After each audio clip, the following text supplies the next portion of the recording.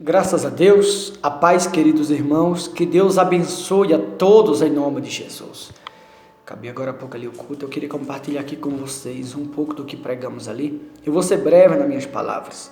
Aqui no Evangelho de João, capítulo 2, versículo de número 16, diz assim: E disse aos que vendiam as pombas: Tirai daqui estas coisas, não façais da casa de meu pai casa de negócio.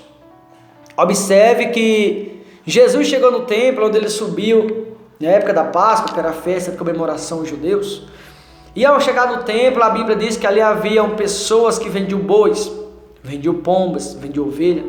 E ele fazendo as arrugas de corda, a Bíblia diz que ele expulsou todos que ali estavam.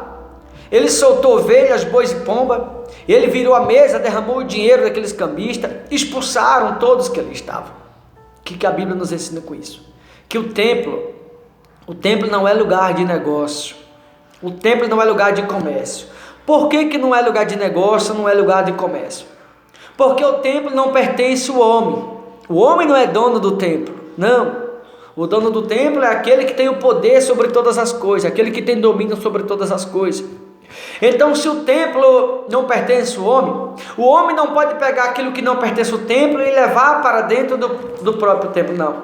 O homem tem que levar para a sua própria vida aquilo que pertence a ele. Mas o homem não pode pegar e levar para aquilo que pertence a Jesus as coisas do mundo. Porque Jesus e o mundo é duas coisas completamente distintas. Ele aceita as coisas do mundo desde que elas mudem. Mas não adianta pegar as coisas do mundo e querer trazer para dentro da igreja. Jesus não aceita, pelo contrário.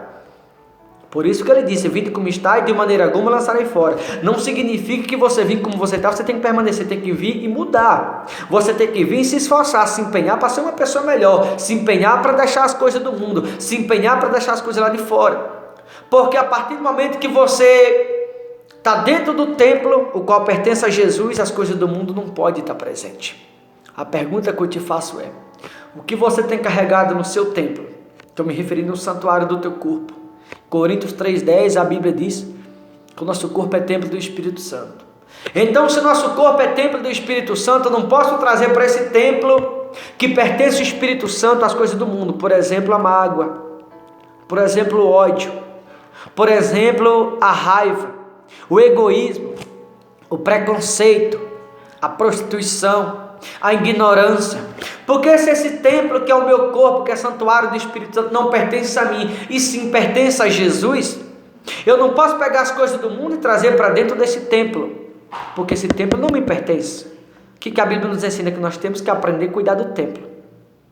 Deixa eu te perguntar uma coisa: você tem cuidado do templo? Como que está a tua vida com Deus? É isso mesmo. Porque todas as coisas relacionadas ao mundo não podem fazer parte do templo. Porque esse templo não pertence ao homem, pertence a Jesus. Por isso que a Bíblia fala que ele expulsou os cambistas, porque estava negociando no templo. Você tem negociado o templo? Muitas vezes com a ira, com a raiva, com o ódio, com a malícia, com as coisas relacionadas ao mundo. Você tem negociado o templo? Quero que você saiba que o templo não te pertence, tá? O templo é de Jesus. Se o templo é de Jesus, é tempo de Jesus fazer morada, Jesus olha para dentro do ser humano e ele vê dentro do templo, do lugar que era para ele morar, que era para ele fazer, que era para ele habitá-lo, melhor dizendo. Esse templo, esse lugar do templo está ocupado com as coisas do mundo. Por exemplo, com as preocupações, com os problemas. A gente deixa os problemas nos dominar. A gente deixa os problemas ter o controle da nossa vida. E quando a gente dessa maneira age, os problemas passam a ter domínio de nós. E quando os problemas passam a ter domínio, a grande verdade é que o fato dos problemas ter domínio, Jesus olha para a gente e vê que estamos sendo dominados pelo problema. E no lugar de Jesus habitar, é exatamente onde o problema está habitando. E por isso a vida de muita gente está parada, está amarrada, não muda. Porque o lugar de Jesus fazer morada é o problema que está morando na pessoa. Não deixe ser dominado pelos problemas. Não deixe ser dominado pelas coisas da vida. Porque o templo não é morada de problema. O templo não é morada de pecado. O templo não é morada de ódio. O templo não é morada de malícia. O templo não é morada de prostituição, de engano, de idolatria. O templo, diz a Bíblia, que é morada do Espírito Santo. Não negocie o templo com nada no mundo. porque esse templo não é seu. Então não pega o que não é seu e negocia com as coisas do mundo não, porque não te pertence, é de Jesus, tá? Vou finalizar aqui, versículo 17. Lembraram-se os seus discípulos de que está escrito: o zelo da tua casa me consumirá. Talvez você já leu esse versículo tantas vezes, você não conseguiu entender, mas quando a Bíblia diz: o zelo da tua casa me consome, a Bíblia está dizendo o seguinte, que o nosso zelo com o templo é tão pouco. O zelo da gente para com o templo é tão pouco, que a gente aos poucos tem se afastado de Jesus. Aos poucos muitos crentes estão morrendo espiritualmente. Aos poucos muitos crentes espiritualmente têm se esgotado, têm perdido as forças. Não tem mais força para ir para a igreja, não tem mais força para orar, para jejuar, para se consagrar. Muitos crentes não têm mais força para lutar contra um problema. 17 de João 2,17. O zelo da tua casa me consumirá. A casa é relacionada ao templo. Isso o templo é de Jesus, nós temos que cuidar dele. E quando a gente não cuida espiritualmente, a gente se enfraquece. E quando a gente se enfraquece espiritualmente, por não zelar da casa, não zelar do templo, ou por a gente sujar o templo, a gente perde as forças, não tem nem vontade mais de ir para a igreja. Será que você não está assim? Como que está o seu templo? Se você olhar para o seu templo hoje, você vai ver que não é mais a mesma coisa do passado. No passado você chorava na presença de Jesus, você chora ainda. No passado você falava através das lágrimas, você fala ainda como no passado. Você se aquebrantava no passado, você se aquebranta ainda hoje. No passado a gente dobrava o joelho e a gente esquecia da vida. Hoje em dia a gente dobra o joelho 1 minuto, 2, já levanta. Como que está a tua vida com Deus? Como que está o templo? O zelo da tua casa me consumirá. Ou seja, o zelo da gente para com o templo é tão pouco que o templo está sujo. O templo está contaminado. Porque o tempo foi passando, as coisas foram acontecendo e a gente foi se contaminando com a raiva, com o ódio, com o egoísmo, muitas vezes com a vaidade, com o pecado. A gente foi aos poucos espiritualmente morrendo por negociar o templo, por deixar sujar o templo, por deixar contaminar o templo. E o fato da gente deixar contaminar o templo da nossa vida com Deus não é mais a mesma de antes. Sabe por quê? Porque o templo está sujo, o templo está contaminado. E Jesus não habita na contaminação, Jesus não habita na sujeira, o templo tem que estar limpo. Seu templo está limpo? Como que está seu templo? Eu quero orar por você para que Deus venha limpar o teu templo, para que Deus venha te dar um coração de criança, para que Deus venha te limpar e te lavar, para que a partir de hoje você volte a ter com Deus a comunhão que você tinha antes, a vida com Deus que você tinha antes. Pastor, por que o senhor está falando isso? Não sei.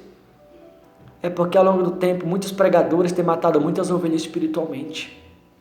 As ovelhas vão na igreja, a maioria dos pregadores não pregam, só pede. E por conta disso, as ovelhas espiritualmente têm morrido, que eles têm matado elas espiritualmente. Você não é culpado. Culpado é a igreja onde que você estava congregando. É o pregador onde que você ia. Eu quero orar por você. Pai, no nome de Jesus, eu oro pela ovelhinha que vai ouvir esta mensagem. Se porventura ela não percebeu e deixou se levar pelas consequências da vida, pelas coisas da vida, pelas coisas do mundo aí fora. E talvez ela não tenha mais a mesma comunhão que tinha antes.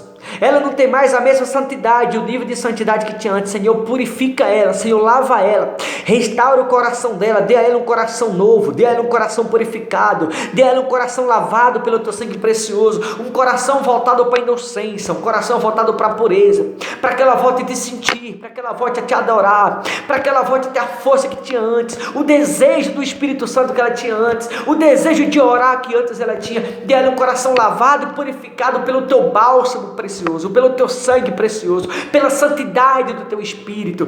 Senhor, leva ela no secreto, leva ela no particular, leva ela no santo do santo, leva ela, meu Deus, na intimidade, para que ela possa voltar a ter a comunhão que ela tinha antes, a santidade que ela tinha antes, para que ela possa voltar a ter, meu Deus, a vida com o Senhor que ela tinha antes. Dê a ela esse coração purificado, para que a partir de hoje a vida espiritual dela seja diferente, que ela seja avivada, que ela seja transformada, que a tua presença levante ela, fortaleça ela, que a tua presença possa reacender no coração desta pessoa as chamas do primeiro amor, para que a partir de hoje ela seja diferente, restaurada e fortalecida pelo teu Espírito, em nome de Jesus. Eu peço isso ao Senhor e assim já te agradeço, no nome do Pai, do Filho e do Espírito Santo.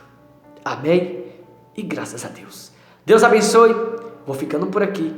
Meia-noite eu volto orando pela sua vida. Forte abraço a todos no nome de Jesus.